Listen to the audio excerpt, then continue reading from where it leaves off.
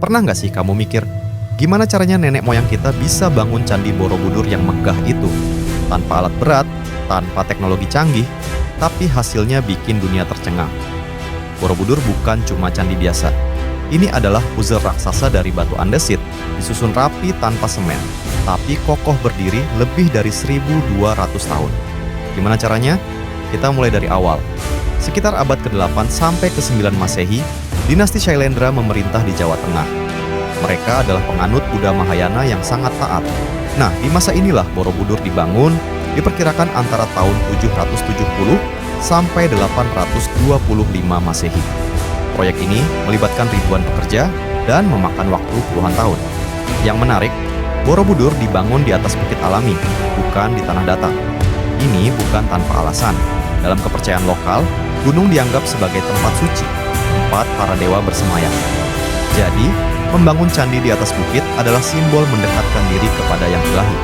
Strukturnya terdiri dari 9 tingkat, 6 berbentuk persegi dan 3 berbentuk lingkaran, dengan satu stupa utama di puncaknya.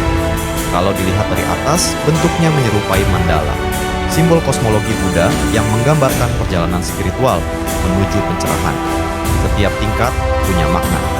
Bagian dasar disebut Kamadhatu, melambangkan dunia nafsu. 5 tingkat di atasnya adalah Rupa Dhatu, dunia bentuk.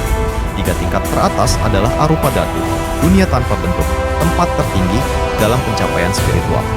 Jadi, saat kamu naik dari bawah ke atas, itu seperti perjalanan menuju pencerahan.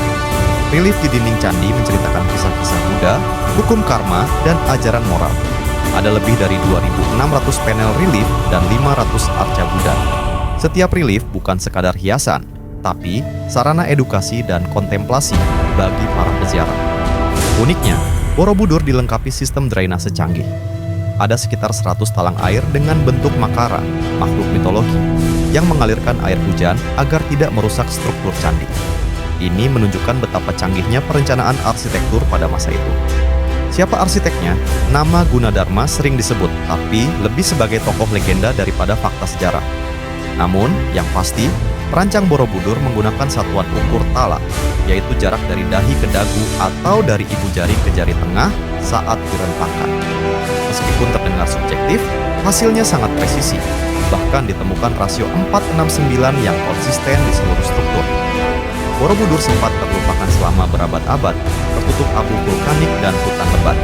Baru pada tahun 1814, Sir Thomas Stamford Raffles, Gubernur Jenderal Inggris di Jawa, menemukan kembali candi ini setelah mendapat informasi dari penduduk lokal. Restorasi besar-besaran dilakukan pada abad ke-20, terutama oleh pemerintah Indonesia dan UNESCO. Sekarang, Borobudur diakui sebagai situs warisan dunia dan menjadi destinasi wisata serta tempat ibadah penting. Jadi, Borobudur bukan hanya keajaiban arsitektur, tapi juga simbol perjalanan spiritual, kebijaksanaan nenek moyang, dan bukti bahwa peradaban kita sudah maju sejak dulu. Penasaran dengan kisah-kisah sejarah dan arsitektur lainnya? Yuk, like dan subscribe channel @cerita_tanpa_batas official untuk eksplorasi lebih lanjut.